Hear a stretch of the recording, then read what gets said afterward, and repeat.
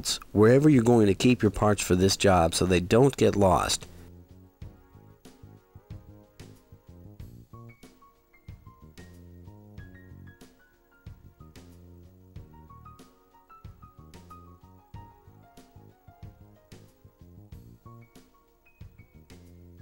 Rock the caliper off and set it on top.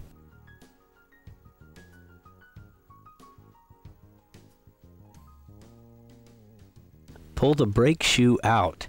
These brake shoes have shims. Shims are always placed on the back side of the pads.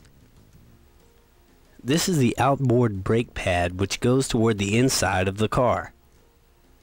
It has an anti-squeal sensor on it. Make sure that your new brake pad has a sensor in the exact same location.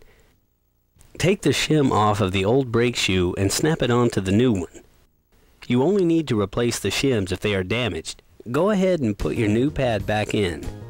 Remember, the shim should face out, not in. Now do the same thing with the other brake pad and snap it back in. Now put your old brake pads and the caliper on top.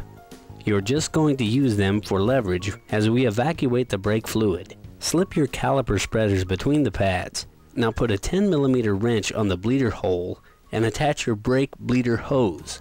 Make sure you have the end in the receptacle for the brake fluid and dispose of it properly. Give the wrench about a quarter of a turn. Turn the caliper spreader until you can't turn it anymore. What that's doing is squeezing out all of the brake fluid from your brakes.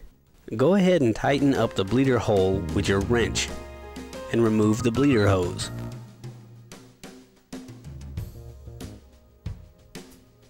Now you can take the caliper spreader and the old brake shoes out.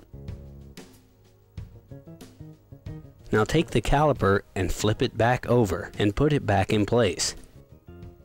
Put the 2 bolts that we took out at the beginning back in. Be sure to start them in by hand so that you don't strip them. Then use the 14mm socket to tighten the bolts up. Go ahead and put your tire back on using the star-shaped pattern that we showed you at the beginning. And you're done.